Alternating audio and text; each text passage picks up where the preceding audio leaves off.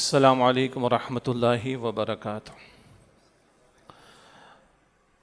الحمد للہ نحمده ونستعینه ونستغفره ونؤمن به ونتوکل علیہ ونعوذ باللہ من شرور انفسنا ومن سیئات اعمالنا من يهده الله فلا مضل له ومن يضلل فلا هادي له واشهد ان لا اله الا الله وحده لا شريك له واشهد ان محمدا عبده ورسوله صلی اللہ علیہ وعلى آلہ واصحابہ وبارک وسلم تسلیما کثیرا اما بعد فاعوذ باللہ من الشیطان الرجیم بسم اللہ الرحمن الرحیم ما كان ابراہیم یہودیا ولا نصرانیا ولكن كان حنیفا مسلما وما كان من المشرکین ان اولى الناس بابراہیم للذین اتبعوه وهذا النبی والذین آمنوا واللہ ولی المؤمنین وقال اللہ تبارک وتعالی وجاہدوا فی اللہ حق جہادہ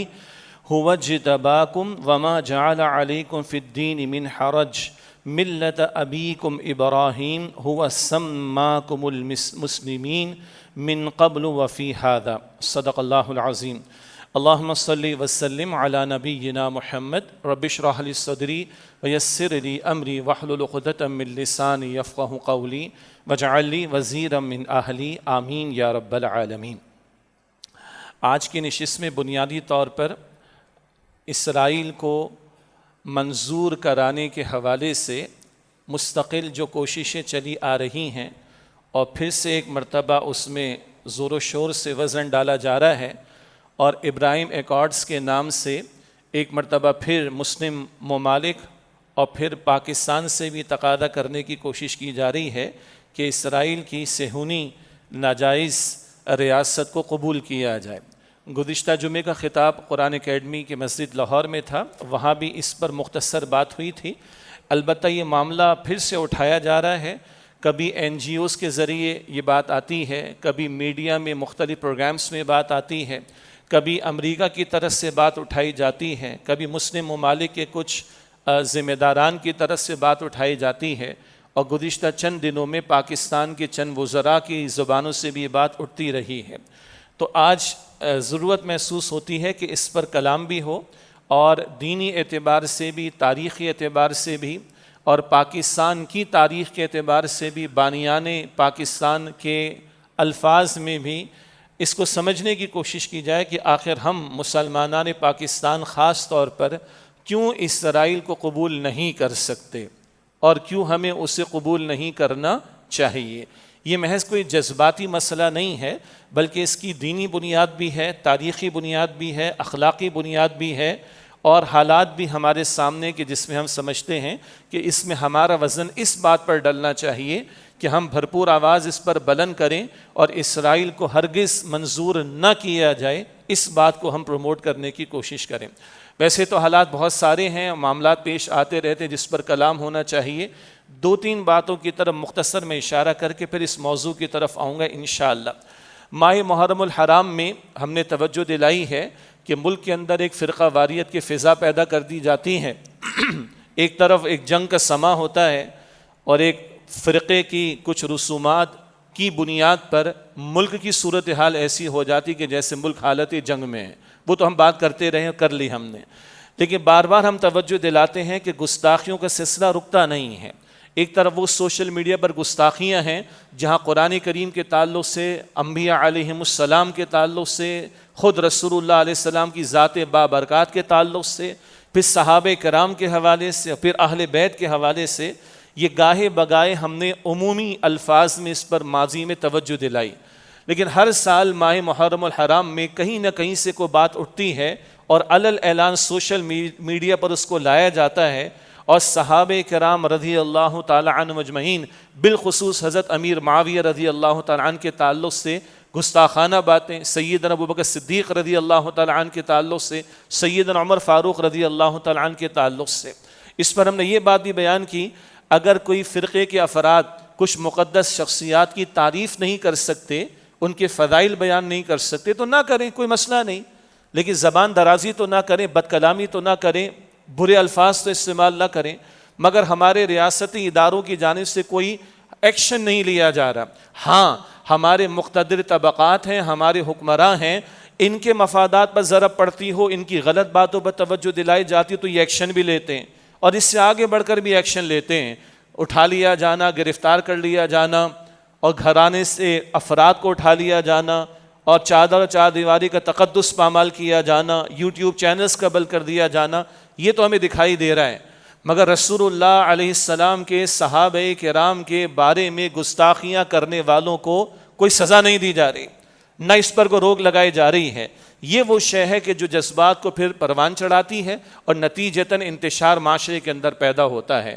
تو یہ بات ہم نے ماہ محرم الحرام کے آغاز پر بھی کہی تھی، اور عاشورہ کے بعد بھی میں عرض کر رہا ہوں کہ حکمرانوں کو غیرت آنی چاہیے کہ ان کے سیاسی فیصلوں پر کوئی اعتراض کرے تو اس کے خلاف ایکشن لیا جائے، ان کے غلط کاموں پر کوئی بات کرے تو اس کے خلاف ایکشن لیا جائے. لیکن یہ گستاخیاں ہو رہی ہیں اور صحابہ کرام کی شان میں گستاخیاں ہو رہی ہیں، اس پر ایکشن نہیں لیا جا رہا، تو اپنے گریبانوں میں ان کو جھانکنا چاہیے کہ کل اللہ تعالیٰ کے سامنے کیا جواب دیں گے. دوسری بات ذرا ایک لوکل مسئلہ ہے، وہ شہر کراچی کے تعلق سے. ایک طرف تو جناب ہماری حکومت سندھ نے بڑے بڑے فائن اور چالان کے اعلانات کر دیے، ایسا کرو گے تو اتنا فائن لگے گا، ویسا کرو گے تو اتنا فائن لگے گا. یعنی دماغ تو پہنچا ہوا ہے انٹرنیشنل سٹینڈرڈز پر کہ جناب ہم ٹریفک کے قوانین کی پابندی کروائیں گے. کس طرح 6 اہلکار کھڑے ہو کر ایک موٹر سائیکل والے کو روکتے ہوئے کوئی بدماش آ کے کھڑے ہو گئے، مصیبت کر رکھی. اور شہر کا حالت کیا ہے، شہر کی سڑکوں کی حالت کیا ہے کہ بچے جو ہے وہ کھلے گٹر کے اندر گر کر ہلاک ہو جاتے ہیں، افراد ہلاک ہو جاتے ہیں.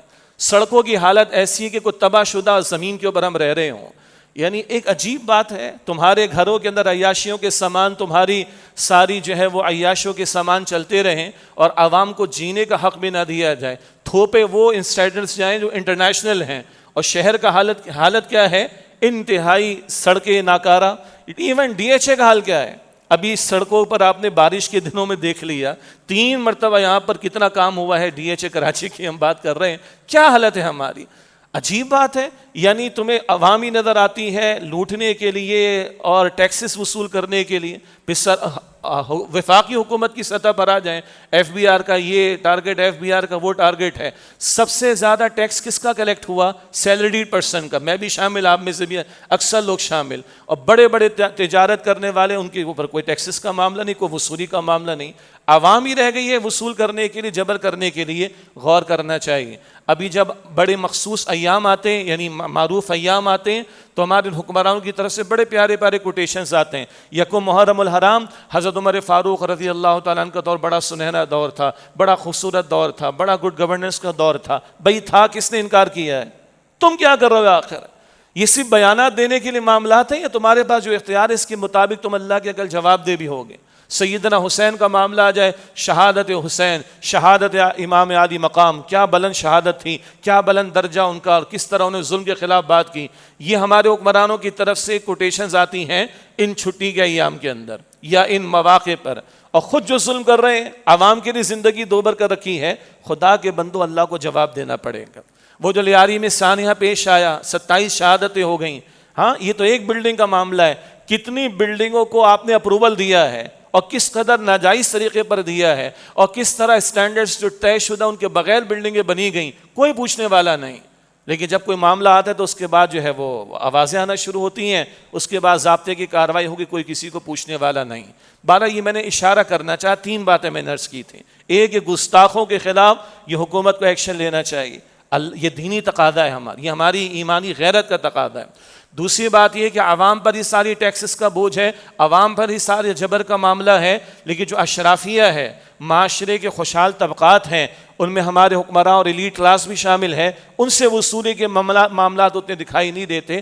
لیکن کیونکہ عام آدمی ایک آسان ٹارگٹ ہے، اس سے جتنا وصول کرنا چاہیں گے کر لیں گے. ظلم ہے یہ ظلم ہے. اس ظلم پر اللہ سبحانہ و تعالیٰ کو جواب دینا پڑے گا. اور تیسری بات یہ کہ ایک مخدوش عمارت کا حال تھا، لیکن ہمیں اور آپ کو معلوم ہے، اسی شہر کے باسی ہم اسی شہر کے نیٹو ہیں، ہم اسی شہر کے رہنے والے ہیں، کس طرح غیر قانونی طور پہ بلڈنگیں بنانے کی اجازت دی جاتی ہے، کوئی بنیادی معیارات کا بھی ان میں خیال رکھا نہیں جاتا، تو بٹ نیچرل اس طرح کے معاملات پیش آنے ہیں۔ اور اگر واقعتاً عمارتیں مخدوش ہو چکی ہیں اور ان کی زندگی مکمل ہو چکی ہے ظاہر کے سٹینڈرڈز کے اعتبار سے، پھر حکومت کی ذمہ داری بنتی ہے کہ یہاں کے رہنے والوں کو آلٹرنیٹو کو ارینجمنٹس کر کے دیے جائیں۔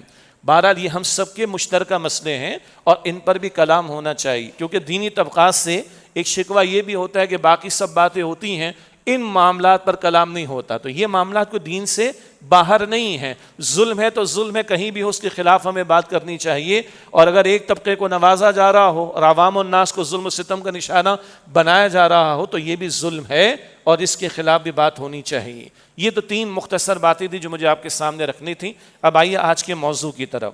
موضوع یہ ہے کہ اسرائیل کو قبول کروانے کی مستقل یا منظور کروانے کی مستقل کوششیں ماضی سے چلی آ رہی ہیں۔ ہمارے پچھلے حکمرانوں پر بھی پریشرز بھی رہے اور کچھ ان میں سے آگے بڑھ کر گیت بھی گاتے رہے کہ آخر حرج کیا ہے اسرائیل کو قبول کر لینے میں۔ اس میں ہمارے فوجی حکمران بھی شامل ہیں اور ہمارے سول حکمران بھی شامل ہیں۔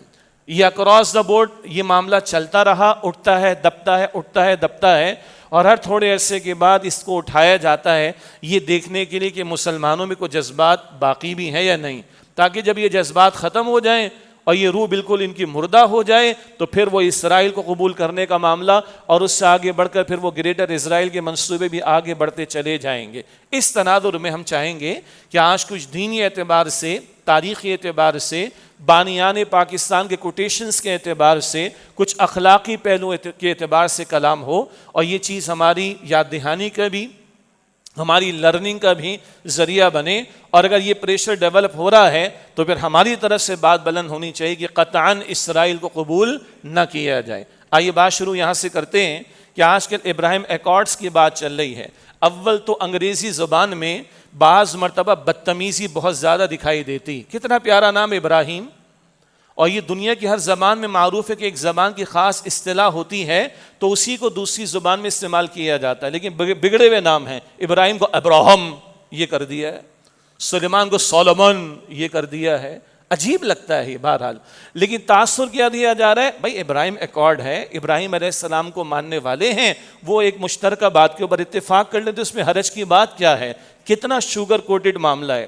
اور انتظار ہے مجھے اس بات کا جب کوئی سورہ آل عمران کی آیت نمبر 64 بھی کوٹ کر دے گا، قل یا اہل الکتاب تعالوا الی کلمۃ سواء بیننا وبینکم، اے اہل کتاب ایک ایسی بات کی طرف آؤ جو ہمارے تمہارے درمیان مشترک ہے۔ کل کوئی آیت ہمیں بھی سنا دے گا، بھائی قرآن تمہیں کہتا ہے کہ اہل کتاب سے مشترکہ امور پر بات کرو، تو اہل کتاب میں سے بھی اٹھ کر کہہ سکتا ہے کہ مشترکہ امور پر بات کر لو۔ تو بڑا خوبصورت عنوان دیا گیا ابراہیم ایکارڈ، یعنی ابراہیم علیہ السلام کو ماننے والے وہ مل کر کوئی معاہدہ کر لیں۔ تو سوال یہ ہے کہ ابراہیم علیہ السلام کو ماننے والے اصل کون ہیں؟ آج تو یہودی ہونے کا دعویٰ کرتے ہیں، نصرانی ہونے کا دعویٰ کرتے ہیں، اور میں نے پہلی آیت آپ کے سامنے تلاوت کی ہے، سورہ نساء کی آیت نمبر ہے 67۔ اللہ تعالیٰ نے فرمایا ما کان ابراہیم یہودیا ولا نصرانیا، ابراہیم علیہ السلام نہ یہودی تھے نہ نصرانی تھے، ولکن کان حنیفا مسلما، بلکہ وہ حنیف یعنی ایک اللہ کے لیے یکسو ہو جانے والے مسلم تھے، وما کان من المشرکین، اور وہ مشرکین میں سے نہیں تھے۔ ہاں اس آیت کی پس منظر میں سمجھنا ضروری ہے کہ جب قرآن حکیم نے رسول اکرم علیہ السلام کے ذریعے دعوت ان لوگوں کے سامنے رکھی تو قرآن نے مشترکہ شخصیت حضرت ابراہیم علیہ السلام کا تذکرہ فرمایا ہے کہ بھائی رسول اللہ علیہ السلام کو نئی بات تھوڑی پیش کر رہے ہیں، تم اگر ابراہیم علیہ السلام کو ماننے کا دعویٰ کرتے ہو یہودی، تم اگر ابراہیم علیہ السلام کو ماننے کا دعویٰ کرتے ہو نصرانی، تم اگر ابراہیم علیہ السلام کو ماننے کا دعویٰ کرتے ہو مشرکین مکہ، تو محمد صلی اللہ علیہ وسلم یہ زیادہ قریب ہیں ابراہیم علیہ السلام کے۔ ابھی اگلی آیت آ رہی ہے، اور محمد صلی اللہ علیہ وسلم ابراہیم علیہ السلام کی صحیح تعلیم تمہارے سامنے رکھ رہے ہیں، تم یہودی بن گئے اور یہود نے عزیر علیہ السلام کو اللہ کا بیٹا قرار دے دیا، تم نصرانی بن گئے، نصرانی یعنی عیسائیوں نے، نصارہ نے عیسیٰ علیہ السلام کو اللہ کا بیٹا قرار دے دیا۔ مشرکین مکہ ابراہیم علیہ السلام کے نسل میں ہونے کے دعوے دار مگر 360 بتوں کی گندگی میں مبتلا ہیں، وہ شرک میں مبتلا ہیں۔ تو اللہ فرما رہے کہ تمہارے دعوے باطل ہیں، نہ ابراہیم علیہ السلام یہودی تھے، نہ ابراہیم علیہ السلام نصرانی تھے، نہ ابراہیم علیہ علیہ السلام مشرک تھے، وَلَٰكِنْ كَانَ حَنِيفًا مُسْلِمًا، وہ تو یکسو ہو جانے والے مسلم تھے۔ آگے فرمایا سورہ نساء کی اگلی آیت نمبر 68 میں 68 میں، ان اول الناس بابراہیم للذین اتبعوہ وہذا النبی والذین آمنوا، بے شک ابراہیم علیہ السلام کے قریب ترین تو وہ لوگ ہیں، ان کے ساتھ اصل تعلق قربت کا تو ان کا ہے کہ جنہوں نے اتباع کی ابراہیم علیہ السلام کی، اور یہ محمد صلی اللہ علیہ وسلم، یہ نبی اکرم صلی اللہ علیہ وسلم، یہ ابراہیم علیہ السلام کے زیادہ قریب ہیں۔ اور ایمان لانے والے کون؟ محمد صلی اللہ علیہ وسلم پر ایمان لانے والے، یہ ابراہیم علیہ السلام کے زیادہ قریب ہیں۔ تو تم اگر یہود ہو، نصارہ ہو، مشرکین ہو، اگر تم نسل ابراہیم ہونے کی بنیاد پر تم اپنے آپ کو ابراہیم علیہ السلام کے قریب سمجھتے ہو، تو اس نسلی رشتے کی بنیاد پر تمہارا تعلق نہیں۔ تمہارا تعلق اگر ہوگا تو اس بنیاد پر ہوگا کہ تم کیا واقعتاً ابراہیم علیہ السلام کی اتباع کرتے ہو، ان کی پیروی کرتے ہو، ان کی تعلیم پر عمل کرتے ہو، وہ تم نے چھوڑ رکھا ہے۔ تو یہ نبی ہیں صلی اللہ علیہ وسلم، اور یہ ایمان والے ہیں جو قریب تر ہیں، بلکہ قریب ترین ہیں کس کے؟ ابراہیم علیہ السلام کے۔ اسی طرح میں نے ایک اور مقام تلاوت کیا، سورہ حج کی آخری آیت ہے، سورہ حج کی آخری آیت ہے 78 آیت نمبر، کئی مباحث سے ایک نقطہ وہاں سے عرض کرنا ہے، وَجَاهِدُوا فِي اللَّهِ حَقَّ جِهَادِهِ، اور جہاد کرو اللہ کی راہ میں جیسا کہ جہاد کرنے کا حق ہے، ہوا جتباکم، اللہ نے تمہیں چن لیا۔ آگے تفصیل ہے کہ شہادت کے فریضے کے لیے، جس پر ہم کلام کر چکے ہیں پہلے، ہوا جتباکم، اللہ نے تمہیں چن لیا، وما جعل علیکم فی الدین من حرج، اور اللہ نے دین کے معاملے میں تم پر کوئی تنگی نہیں رکھی، آسان دین، فطری دین عطا فرمایا۔ ملت ابیکم ابراہیم، تم اپنے والد ابراہیم کی ملت پر ہو، تم یعنی ایمان والو، محمد صلی اللہ علیہ وسلم کے ماننے والے، تم ابراہیم علیہ السلام کی ملت، ان کے طریقے پر ہو۔ ویسے ابراہیم علیہ السلام کی ملت کیا ہے؟ سورۃ البقرہ آیت نمبر 131 میں اللہ تعالیٰ فرماتا ہے، اذ قال له ربه اسلم قال اسلمت لرب العالمین، جب ان کے رب نے ان سے فرمایا کہ اسلم، جھک جاؤ، قال اسلمت لرب العالمین، تو انہوں نے عرض کی کہ میں نے اپنے آپ کو جھکا دیا تمام جہان والوں کے رب اللہ کے سامنے۔ یعنی ملت ابراہیم کیا ہے؟ طریقہ ابراہیم کیا ہے؟ اللہ کا جو حکم آئے اپنے آپ کو اس کے سامنے جھکا دو۔ فرمایا ملت ابیکم ابراہیم، تم اپنے والد ابراہیم علیہ السلام کی ملت یعنی طریقے پر ہو، ہوا سماکم المسلمین من قبل وفی ھذا، انہوں نے تمہارا نام مسلم رکھا، یہودی نہیں رکھا، نصرانی نہیں رکھا، مسلم رکھا، وفی ھذا، اور اس قرآن کریم میں بھی تمہارا یہی نام رکھا گیا۔ ان آیات کا حاصل کیا ہے؟ ابراہیم علیہ السلام کے ساتھ اصل تعلق کن کا ہے؟ نبی اکرم صلی اللہ علیہ وسلم کا، اور ان پر جو ایمان لائے۔ باقی یہود رہے، نصرانی رہے، مشرکین رہے، انہوں نے تو بگاڑ پیدا کر دیا اور ابراہیم علیہ السلام کی تعلیم سے علیحدہ ہو گئے، اور محمد صلی اللہ علیہ وسلم نے آ کر تو ابراہیم علیہ السلام ہی کے اصل تعلیم کو تمہارے سامنے پیش کیا۔ اب ان پر ایمان لاؤ گے تو واقعتاً ابراہیمی قرار پاؤ گے، واقعتاً مسلم قرار پاؤ گے۔ اس سے کم تر پر تم ابراہیمی ہونے کا دعویٰ کرو تو یہ بات درست نہیں ہے۔ تو یہ جو اس وقت شوشہ چھوڑا گیا، جو کہ پہلے بھی چھوڑا گیا تھا، 2019 سے اس کی کوششیں ہوئیں، اور ٹرمپ کے پہلے دور میں بھی اس کی کوششیں کی گئیں۔ اب یہ دوسرا دور ہے ٹرمپ کی صدارت کا، اور ابراہیم ایکارڈز کے نام سے مسلم ممالک کو لالی پاپ دے کر، انویسٹمنٹس کے نام پر، کاروبار کے نام پر، بالآخر اس معاہدے میں جکڑنے کی کوشش کی جا رہی، جس کا حاصل اس کے سوا کچھ نہیں کہ اسرائیل کو قبول کیا جائے، جو کہ ہم کہتے ہیں کہ ہرگز قبول نہیں کیا جانا چاہیے۔ یہ وضاحت تو میں نے کی ابراہیم ایکارڈ کے لفظ ابراہیم کے تعلق سے، کہ یہ بڑے شوگر کوڈڈ انداز میں بات پیش کی جا رہی، حالانکہ یہود و نصارہ یہ ابراہیم علیہ السلام کی تعلیم پر نہیں ہیں۔ اگر آج کوئی ہے تو وہ محمد رسول اللہ صلی اللہ علیہ وسلم ان کی امت ہیں، کہ جو ملت ابراہیم پر، ابراہیم علیہ السلام کے طریقے پر ہیں۔ اب آئیے تھوڑی سی پس منظر اس بات کا میں آپ کے سامنے رکھوں۔ جیسے میں نے عرض کیا کہ ہر تھوڑے عرصے میں یہ پھلجھڑیاں ہمارے یہاں بھی چھوڑی جاتی ہیں۔ ہمارے سابق ایک نگراں وزیر اعظم کاکڑ صاحب، انوار الحق کاکڑ غالباً، تو انہوں نے کہا کہ بھائی اگر قائد اعظم نے کوئی بات کہہ دی تھی تو قائد اعظم کو نبی تھوڑے ہی تھے، یعنی اتنی بے باکی کے ساتھ، یعنی ریاست کی دے ون سے ایک پالیسی چلی آ رہی، اور وہ قائد اعظم کے کچھ کوٹیشنز آگے آ بھی جائیں گے انشاءاللہ۔ تو ان کو کہا کہ حضرت یہ تو قائد اعظم نے کہا تھا کہ اسرائیل تو مغرب کا ناجائز بچہ ہے اور اسرائیل کو تم قبول ہرگز نہیں کر سکتے۔ تو کاکڑ صاحب نے کہا کہ بھئی کوئی قائد اعظم نبی تھوڑے ہی تھے، تو ہم بھی یہ کہہ رہے ہیں کہ وہ نبی تھوڑے ہی تھے، مگر ہم یہ کہہ رہے ہیں کہ پاکستان کی پالیسی کب تبدیل ہوئی ہے؟ یہ کس پارلیمنٹ میں تبدیل ہوئی, کس جگہ تبدیل ہوئی ہے؟ ڈے ون سے تو پالیسی یہ چلی آ رہی کہ اسرائیل کو تم نے قبول نہیں کرنا. ہمارے پاسپورٹ پر کیا لکھا ہوا ہے؟ ہاں, اسرائیل کی تو وہ قابل قبول نہیں ہے. کس نے تبدیل کر دی پالیسی؟ تو بے باکی میں یہاں تک بات چلی جاتی. پھر این جی اوز کے ذریعے سے آتا ہے, فنکاروں کو, گلوکاروں کو ٹریول کروا دیا جاتا ہے اسرائیل کی طرف. ماضی میں ایک دو دینی شخصیات کو بھی کروا دیا گیا, ماضی کی ایک دو دینی شخصیات کی زبانوں پر بھی بات آ گئی, ماضی کی ٹاک شوز میں بھی باتیں آ گئیں, ماضی کے ہمارے آرمی چیف کی زبان پر بھی باتیں آ گئی, بلکہ دو کی زبان پر باتیں آ گئیں. اگر ہم اسرائیل کو قبول کر لیں تو یہ فوائد ہیں اور ایسے فوائد ہیں اور ایسا ہوگا اور ویسا ہوگا. ہم چلتے ہیں آگے اور آگے ذکر آ جائے گا کہ بانیان پاکستان نے ان ایشوز پر کیا باتیں کی تھی, جب ہمیں بھی ماضی میں یہ معاشی فوائد بتائے گئے تھے, پیش کیے گئے تھے, مگر آج یہ فریفتہ ہوئے چلے جا رہے ہیں. اور پھر اس سے آگے بڑھ کر یہ جو MBS ہے, محمد بن سلمان صاحب, انہوں نے ایک انٹرویو دیا فاکس نیوز کو, تو کہا کہ ہمارے تعلقات بڑے قریب ہو گئے ہیں اور امریکہ کی مدد سے سعودی عرب اور اسرائیل آپس کے تعلقات کے قائم کرنے کے انتہائی قریب آ چکے ہیں. یہاں تک بات چلی گئی. اور بٹ نیشنل سعودیہ کے قبول کرنے کا انتظار بہت سے مسلم ممالک کو ہے, اور شاید ہمارے بھی حکمران سعودیہ کے کندھے پہ رکھ کر قبول کرنا چاہیں گے. یہ وہ وقت تھا جب 7 اکتوبر 2023 کو آپ کو یاد ہوگا کہ حماس کے مجاہدین نے ایک حملہ کیا اسرائیل پر. کیوں؟ انہوں نے دیکھا کہ سارے مسلم ممالک قبول کرنے کے لیے دب جائیں گے, بلکہ لیٹ جائیں گے, تو پھر مسجد اقصیٰ کی کاز کے لیے کھڑا کون ہوگا, اقصیٰ کی حرمت اور حفاظت کے لیے کھڑا کون ہوگا؟ تب وہ حماس نے 7 اکتوبر 2023 کو یہ اقدام کیا تھا. یہ ہمارے ذہن میں تھوڑی سی تاریخ رہنی چاہیے. اب آئیے کچھ دینی اعتبار سے بھی ہم دیکھ لیں. قرآن کریم میں سورۃ الفاتحہ ہے, ہر نماز کی ہر رکعت میں ہم تلاوت کرتے ہیں, اور ہم آخر میں پڑھتے ہیں غیر المغضوب علیہم ولا الضالین. اللہ سیدھا راستہ دکھا اور اس پر چلا جن پر اس راستے پر, اس سیدھے راستے پر چلا دے ان کا جن پر تیرا انعام ہوا, نہ کہ وہ جن پر تیرا غضب ہوا. یہ غضب کس پر ہوا ہے؟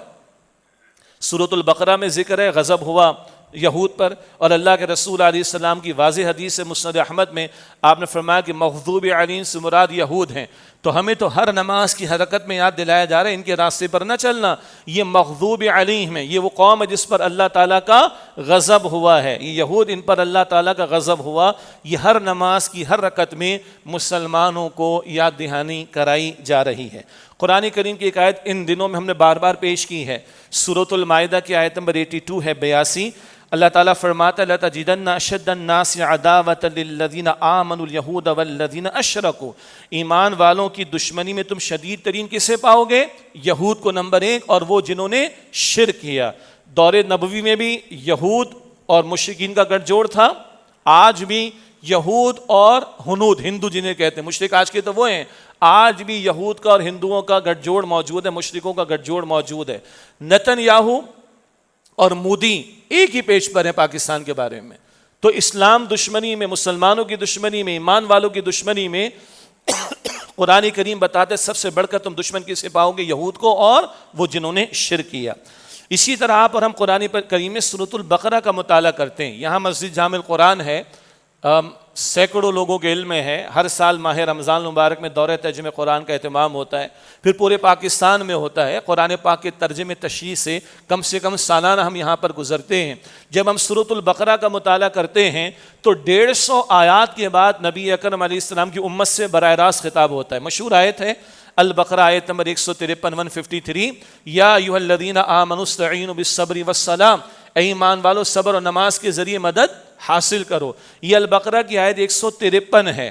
150 آیات میں البقرہ میں نصف حصے میں کم و بیش ایک بڑا حصہ تقریباً 10 رکوع پر مشتمل وہ بنی اسرائیل کے بارے میں آتا ہے. ہاں, اللہ نے ایک دور میں ان کو فضیلت دی تھی, 2 مرتبہ قرآن پاک میں ہے. البقرہ ہی میں آیت 47 اور البقرہ ہی میں آیت نمبر 122 میں وَأَنِّي فَضَّلْتُكُمْ عَلَى الْعَالَمِينَ, ہم نے تمہیں جہان والوں پر فضیلت دی تھی. اس وقت کے اعتبار سے ہزاروں انبیاء کتابیں آئیں, بادشاہت ملیں. پھر کیا ہوا؟ یہی لوگ تھے جنہوں نے کتاب کو پس سے پوچھ ڈالا. البقرہ آیت 101, کتاب اللہ وراء ظہورہم, اللہ کی کتاب پس سے پوچھ ڈال دی. یہی لوگ ہیں, ایک سے زیادہ مرتبہ البقرہ میں انبیاء کو انہوں نے شہید کیا. یہی لوگ ہیں جن کے علماء نے اللہ کی کتاب میں تبدیلیاں کی اور تحریف کی اور دنیا کمائی, مال بٹورا. یہی لوگ ہیں یہود جن کے بارے میں قرآن کہتا ہے کہ اللہ سبحانہ وتعالیٰ نے ان کے جرائم کی وجہ سے ان پر اپنا غضب نازل کیا۔ سورۃ البقرہ آیت نمبر 61 میں 61 ضربت علیہم الذلۃ والمسکنہ، ذلت اور محتاجی ان پر تھوپ دی گئی، یہی البقرہ میں۔ پھر ان کو معزول کیا گیا، یہ پہلے امت مسلمہ تھے، انبیاء کے مشن میں شریک کیے گئے تھے، مگر اللہ کی کتاب پس پشت انبیاء کو شہید کیا جانا، بار بار وعدوں کو توڑنا، بار بار اللہ کی نافرمانی کرنا، اللہ کے دین کے حصے بکھرے کرنا، اللہ کی کتاب کے حصے بکھرے کرنا، انسانیت کے سال وہ ظلم و ستم کا یہ اتنے جرائم اللہ نے ان کے گنوائے۔ پھر اللہ تعالیٰ نے ان کو معزول کر کے رسول اکرم صلی اللہ علیہ وسلم کی امت کو امت مسلمہ قرار دیا۔ یہ بات البقرہ کی آیت 143 میں آتی، 143۔ بیت المقدس پہلے تھا مسلمانوں کے لیے بھی قبلہ اول، اب اس کی جگہ بیت اللہ کو قبلہ معین کیا گیا، اور یہ ایک علامت تھی کہ امت تبدیل ہو گئی۔ اور قرآن کریم فرما رہا ہے البقرہ آیت 143 میں وَكَذَلِكَ جَعَلْنَاكُمْ أُمَّةً وَسَطًا لِتَكُونُوا شُهَدَاءَ عَلَى النَّاسِ، ہم نے اب تمہیں درمیانی امت، یہ معتدل امت بنایا، تم لوگوں پر اللہ کے دین کی گواہی بنو۔ قبلے کی تبدیلی یہ امت کی تبدیلی کا بھی اعلان۔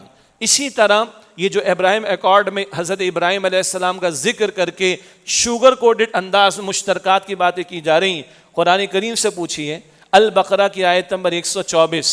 اللہ تعالیٰ نے ابراہیم علیہ السلام کو منصب امامت عطا فرمایا امتحانات سے گزار کر، تو عرض کرتے یا اللہ میری اولاد کو بھی امامت کا منصب ملے گا؟ اللہ فرماتے لا ینال عہد الظالمین، میرا جو وعدہ ہے وہ ظالمین کے لیے نہیں، آپ کی نسل میں جو ظالم ہوں گے ان کے لیے امامت کا وعدہ نہیں ہے۔ تو آج ظالم تو یہ بنے بیٹھے ہیں، اس وقت بھی ظالم تھے، آج بھی ظالم ہیں۔ یعنی اسی مقام پر ہم بیٹھے نا مسجد جامع القرآن قرآن اکیڈمی DHA کراچی میں، یہی ہمارے استاد ڈاکٹر اسرار صاحب رحمۃ اللہ علیہ نے ایک بہت عمدہ خطاب فرمایا تھا، انسانیت کے سب سے بڑے دشمن، یہ ٹائٹل تھا اس کا، انسانیت کے سب سے بڑے دشمن۔ دو تین اس کے حاصل کیا ہیں؟ انسانیت کا سب سے بڑا دشمن کون ہے؟ شیطان۔ شیطان کو حسد ہوا پہلے نبی آدم علیہ السلام سے، اس حسد کی وجہ سے وہ دشمن بنا۔ آخری رسول محمد مصطفیٰ علیہ السلام سے حسد کس کو ہوا؟ یہود کو۔ وہ انسانیت کے دشمن ہیں، وہ اپنے علاوہ دوسروں کو جینٹائز کہتے ہیں، اور دوسروں کو قتل کرنا، دوسروں کو مار دینا، یہ تو ان کی سرشت میں موجود ہے۔ اور ان کے جملے ایسے ہیں کہ جن جملوں کو پڑھ کر انسان کانپ جائے، ان کو اڑا دیا جائے، غزہ والوں کو مار دیا جائے۔ یہ کوٹیشنز موجود ہیں ان کے وزراء کے حوالے سے، ان کی ربیون کے حوالے سے جو ان کے مذہبی پیشوا ہیں، ان کو مار دیا جائے، ان کو اڑا دیا جائے، ان کو تباہ کر دیا جائے، ان کو قتل کر دیا جائے، ان پر بوم ایٹم بم برسا دیا جائے، کسی طرح ان کو ختم کر دیا جائے۔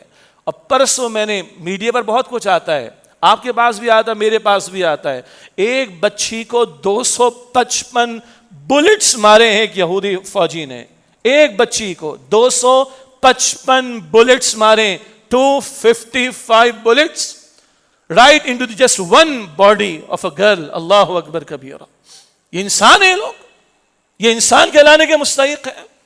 255 بلٹس ایک بچی کو مارے، اللہ اکبر کبیرہ، یہ ظالم ہے۔ اور اللہ کہتا ہے ظالموں کے لیے میرا کوئی امامت کا وعدہ نہیں ہے۔ تو یہ ابراہیم علیہ السلام کے نام کو استعمال کر کے یہ شوگر کوڈڈ انداز میں یہ ہمارے ذہنوں کو خراب کر رہے ہیں۔ اور یاد رکھیے گا تمام انبیاء ہمارے لیے قابل ادب و قابل احترام ہیں علیہم السلام۔ ہم ایک کا انکار کریں مسلمان نہیں ہو سکتے، ہمیں سب کو ماننا ہے۔ لا نفرق بین احد من رسول، ہم اللہ کے رسول میں کسی ایک میں بھی تفریق نہیں کرتے، لیکن ہمارے لیے شریعت کس کی چلے گی؟ اب شریعت محمد رسول اللہ کی صلی اللہ علیہ وسلم۔ تمام انبیاء واجب الاحترام، البتہ واجب الاتباع محمد رسول اللہ صلی اللہ علیہ وسلم کی ذات بابرکات۔ آپ کا میرا ایمان کہاں کھڑا ہے؟ فقہا نے اور اصول مرتب کرنے والے علماء نے بڑا قیمتی جملہ ہمیں عطا کیا، تصدیق بما جاء بہ النبی صلی اللہ علیہ وسلم۔ ایمان وہ ہے جو خبر محمد صلی اللہ علیہ وسلم نے عطا فرمائی اس کی تصدیق کرنا۔ آپ کا میرا ایمان اس بات پر کھڑا ہے کہ آپ اور میں پچھلے انبیاء کو بھی اس لیے مانتے ہیں کہ محمد صلی اللہ علیہ وسلم نے بتایا ہے، قرآن حضور کی زبان سے ہمیں ملا صلی اللہ علیہ وسلم۔ پھر یہی یہودی ہیں، قرآن کہتا ہے مسلم تمہارے لیے نام رکھا گیا، انہوں نے یہود نام رکھ لیا، نصارہ نام رکھ لیا، انہوں نے تو خود اپنے آپ کو بیک فٹ میں ڈال دیا۔ they won't want to be Muslims، یہ مسلمان رہنا نہیں چاہتے ہیں، یہ یہودیت چاہتے ہیں، نصرانیت چاہتے ہیں، بگاڑ والی چیزیں چاہتے ہیں، اصل دین انہوں نے چھوڑ دیا. تو وہ ابراہیم ایکارڈ کے نام سے مشترکات کی بات کرنا، یہ شوگر کوڈڈ انداز میں ہمارے عقیدے کو چیلنج کرنے والے معاملات بھی ہیں. اس کے بارے میں ہمیں چوکنا رہنا چاہیے. پھر رسول اللہ علیہ السلام کے دور میں دشمن نمبر 1 بڑی سازش انہوں نے کی، یہاں تک کہ حضور علیہ السلام کو شہید کرنے کی معاذ اللہ ناپاک سازش انہوں نے کی. احزاب کے موقع پر 10 سے 12 ہزار کا لشکر پورے عرب سے آیا. اس کے لیے ساری محنت کرنے والے کون تھے؟ یہود تھے. چنانچہ رسول اکرم علیہ السلام نے مدینہ منورہ سے بھی ان کو نکالا. جو 3 قبائل تھے، بنو قینقاع، بنو قریظہ، بنو نذیر، ان کو ایک ایک کر کے ان کی سازشوں پر اللہ کے رسول نے مدینہ منورہ سے نکالا. اور جب یہ خیبر میں جمع ہوئے، وہاں سے بیٹھ کر سازشیں کرتے، تو خیبر کے یہود کے خلاف بھی رسول اللہ علیہ السلام نے اقدام فرمایا تھا. یہ ہماری دینی تعلیم ہے اور یہ ہمارا دینی پیراڈائم ہے اس معاملے کو سمجھنے کے اعتبار سے. اسی طریقے پر مسجد اقصیٰ کی حرمت، بار بار یہ بات ہم نے بیان کی. 3 مسجدوں کی نیت کر کے یعنی شد رحال کیا جا سکتا ہے، سفر کیا جا سکتا ہے. وہ 3 مسجدیں کون سی ہیں؟ مسجد حرام، مسجد نبوی اور مسجد اقصیٰ. اور یہ تینوں حرم ہیں ہمارے لیے، حرم مکہ، حرم مدینہ اور حرم اقصیٰ. تو یہود کو قبول کرنے کا مطلب، اسرائیل کو قبول کرنے کا مطلب، کیا کل اقصیٰ پر ان کا قبضہ قبول کرنا مطلب دیا جائے گا؟ تو کیا آپ اور ہم، ارے مسجد حرام تو بڑی بات، مسجد اقصیٰ تو بڑی بات، اور مسجد نبوی تو بڑی بات، ایک عام مسجد کے کسی 1 انچ پر بھی کسی کا قبضہ مسلمان گوارا کر سکتا ہے؟ سوال ہی پیدا نہیں ہوتا. پھر ہمارے لیے حرم ہو، حرم مکہ، کوئی تصور کر سکتے کہ اس پر قبضہ کر لے، اس قبضے کو ہم قبول کر لیں؟ مسجد نبی حرم ہے ہمارے لیے، اس پر کوئی قبضہ کر لے کیا ہم قبول کر سکتے ہیں؟ تو مسجد اقصیٰ حرم ہے ہمارے لیے، اس پر کوئی قبضہ کر لے کیا مسلمان قبول کر سکتا ہے؟ سوال ہی پیدا نہیں ہوتا. یہ کلیئرٹی رہنی چاہیے ہمیں دینی معاملات کے اعتبار سے. اسی طرح سیدنا عمر رضی اللہ تعالیٰ عنہ کا دور، یہ باتیں بار بار پہلے بھی آئیں، اور عیسائیوں نے حوالے کیا بیت المقدس کا چارج سیدنا عمر کے رضی اللہ عنہ. عیسائیوں نے پتہ کیا شرط لگوائی تھی؟ انہوں نے لگوائی تھی شرط کہ یہودی یہاں پر نہیں رہیں گے. تو سیدنا عمر نے ان کی شرط کو قبول کیا. آباد نہیں ہو سکتے، ہاں زیارت کرنے کو آئیں اور چلے جائیں، ان کا بھی اس سے تعلق ہے، لیکن مسجد یعنی بیت المقدس میں اور یہاں گرد و نواح میں ان کو آباد ہونے کی اجازت نہیں ہے. یہ معاملہ سیدنا عمر کے دور سے طے تھا رضی اللہ تعالیٰ عنہ. اور صلاح الدین ایوبی کو تو ہم جانتے ہیں نا رحمۃ اللہ علیہ، آزاد کرایا تھا نا. اس کا کیا مطلب ہے؟ اس کا مطلب ہے کہ اس پر کسی اور کا قبضہ نہیں ہونا چاہیے. اس کی تولیت اور اس کا انتظام، اس کی ایڈمنسٹریشن وہ مسلمانوں کے پاس ہونی چاہیے.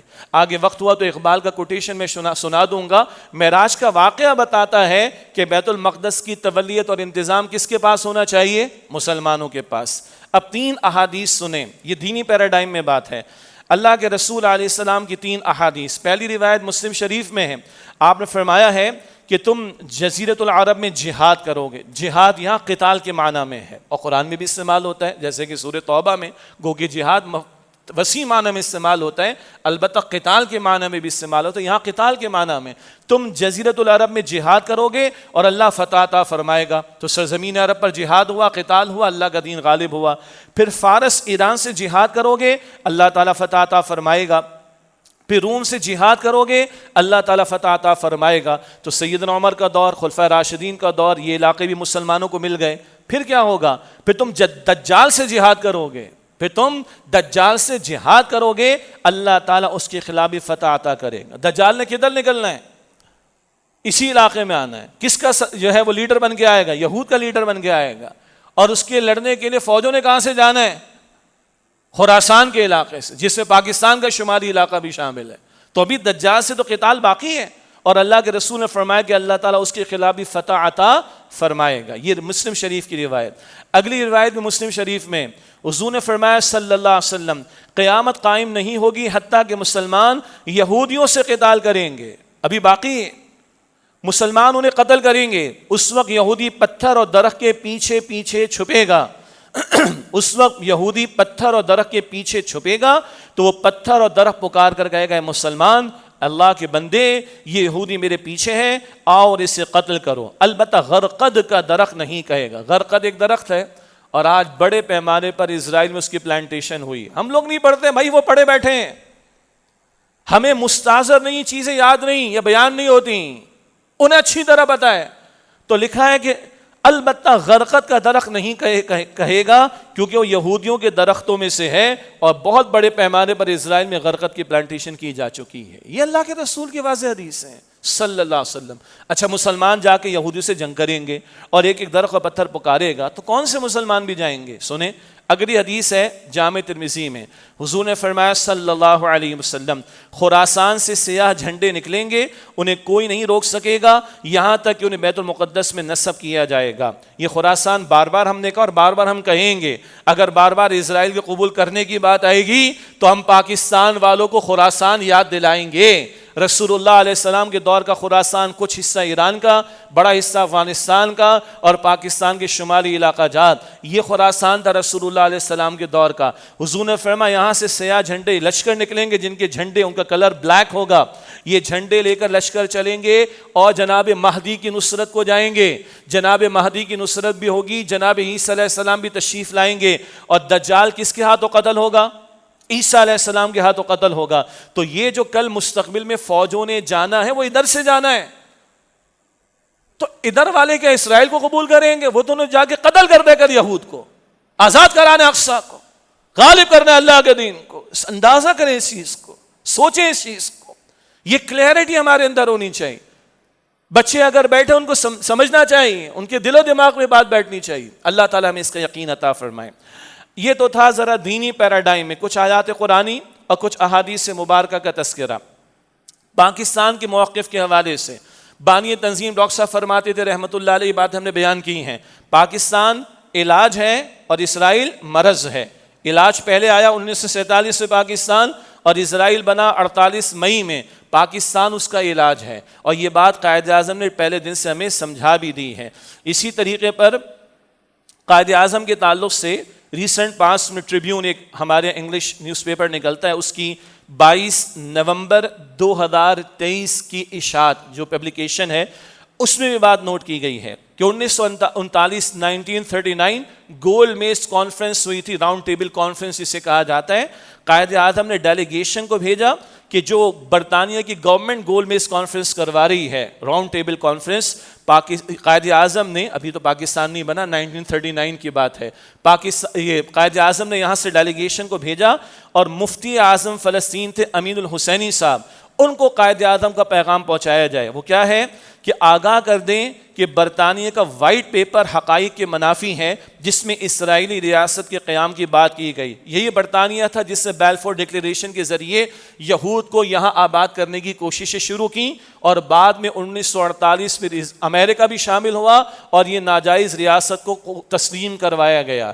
لیکن 1939 کی بات ہو رہی ہے, قائد اعظم نے ڈیلیگیشن بھیجا اور جو فلسطین کے مفتی اعظم تھے امین الحسینی صاحب, ان کو یہ پیغام پہنچایا کہ گول میز کانفرنس میں بات رکھی جائے کہ برطانیہ کا وائٹ پیپر حقائق کی منافی ہے جس میں اسرائیلی ریاست کے قیام کی بات کی گئی.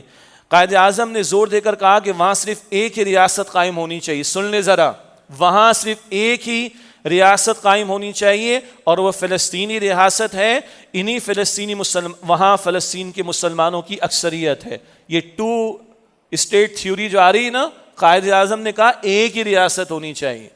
اور کیوں ہم نہ مانیں وہ بات ابھی آگے اور آئے جائے گی. آگے لکھتے ہیں کہ لہذا آل انڈیا مسلم لیگ اسی کی حمایت کرتی ہے اور ایک فلسطینی ریاست کے قیام کا مطالبہ کرتی ہے. قرارداد لاہور کب پاس ہوئی تھی جی؟ 1940. اس کا نام قرارداد پاکستان بعد میں رکھا گیا کیونکہ پاکستان تو بنا 47 میں اور ابھی تو نام ہی تجویز نہیں ہوا تھا. تو 1940 23 مارچ کی قرارداد کو ہم قرارداد لاہور کہتے ہیں. اور مینار پاکستان اب پہلے وہ منٹو پارک کہلاتا تھا. قائد اعظم نے صدارت کی اور سب سے پہلے فلسطین کی واحد ریاست کا مطالبہ پیش کیا گیا. اس کے بعد قرارداد پاکستان پیش کی گئی. عجیب بات ہے, وہاں اور قراردادیں بھی تھیں. تو واحد یعنی فلسطین کی ایک واحد ریاست ہو, یہ مطالبہ بھی 23 مارچ 1940 کو پیش کیا گیا. اور اس کے بعد قرارداد لاہور پیش کی گئی کہ مسلم اکثریت علاقوں پر مشتمل مسلمانوں کا ایک الگ ملک ہونا چاہیے. بہت عمدہ بات کہی تھی حامد میر صاحب نے ہماری کانفرنس میں کہ فلسطین کی محبت, اقصی کی محبت اور یہ ایشو ہم مسلمانان ہند اور اب ہم کہیں گے مسلمانان پاکستان کے ڈی این اے میں موجود ہے. یہ ہمارے ڈی این اے میں شامل ہے.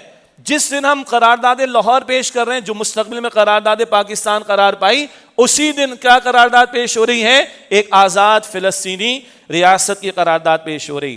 قائد اعظم نے اسرائیل جو کہ ناجائز صہیونی ریاست ہے جو 48 میں قائم ہوئی، اس کے قائم ہونے سے پہلے کہا تھا جب تک ایک بھی مسلمان مرد اور عورت زندہ ہے، اسرائیل کے وجود کا کوئی جواز قابل قبول نہیں ہے۔ جب تک ایک بھی مسلمان مرد اور عورت زندہ ہے، اسرائیل کے وجود کا کوئی جواز قابل قبول نہیں۔ قائد اعظم نے اسرائیل کے قائم ہونے کے بعد کہا تھا Israel is an illegitimate child of the West, یعنی اسرائیل مغرب کا ناجائز بچہ ہے، اور یہ ظلم کی بنیاد پر، غاصبانہ طور پر اور بدماشی کی بنیاد پر برطانیہ اور امریکہ کی کوششوں سے قائم ہوا ہے۔ یہ مغرب کا ناجائز بچہ، اس کو کہا تھا قائد اعظم نے۔ اب وہ بات کہ اسرائیل کو قبول کرنے بڑے معاشی فوائد ملیں گے، جا کر جو ہے وہ نمائندے ٹرمپ کے وہ پیش کرتے ہیں اپنے کیس کو کہ تم اربوں اگر تم قبول کر لو، اتنی انویسٹمنٹ ہوگی، اتنی سرمایہ کاری، یہ سب کچھ ہوگا۔ لیاقت علی خان مرحوم کو سنیے، پاکستان قائم ہوا، پہلے وزیر اعظم لیاقت علی خان تھے، اور امریکہ کے سرکاری دورے پر گئے تو یہود نے ان کا شاندار استقبال کیا۔ شاندار استقبال کیا کس نے؟ یہود نے۔ کہاں کی نگاہ ہوتی ان لوگوں کی؟ اور میزبان نے تقریر کے دوران میں کہا اگر پاکستان اسرائیل سے تعلقات قائم کر لے تو ہم پاکستان کو ناقابل یقین فوائد پہنچا دیں گے، ناقابل یقین فوائد پہنچائیں گے، ابھی تو نیا ملک بنا ہے۔ جی لیاقت علی خان نے کیا کہا کہ gentleman our souls are not for sale، ہماری روحیں برائے فروخت نہیں ہیں، تم چند ٹکے دے کے ہمارا عقیدہ، ہماری ایمانی غیرت کو خریدنا چاہتے ہو۔ This was the official policy of the state of the Pakistan، یہ ہماری اصل پالیسی تھی، اور آج ادھر ادھر سے ہمیں منوانے کی باتیں۔ وقت مکمل ہو گیا، اس سے میں بس ایک دو باتیں عرض کر دیتا ہوں مزید کہ ہمارے استاد ڈاکٹر اسرار صاحب فرماتے تھے رحمۃ اللہ علیہ، ساری دنیا، عرب ممالک تو کیا ساری دنیا بھی قبول کر لے، پاکستان قبول نہ کرے۔ ہمارے ڈی این اے میں اسرائیل کی مخالفت، اور ہماری فوجوں نے جانے کل، آج نہیں کل جانا ہے، ہم نے جا کے وہاں قتال کرنا ہے، ہم نے جناب مہدی کا ساتھ دینا ہے، ہم نے اقصیٰ کی حفاظت کرنی ہے، ہم نے ان ظالموں کو ختم کرنا ہے۔ ہاؤ کین وی ایکسپٹ اسرائیل؟ سوال ہی پیدا نہیں ہوتا۔ اور اگر اس ظالمانہ اسٹیٹ کو ہم قبول کرتے ہیں، اس ناجائز قبضے کو ہم قبول کرتے ہیں، تو بتائیے کل کشمیر کا مقدمہ لڑ سکیں گے؟ کشمیر کے قبضے کے خلاف بات کر سکیں گے؟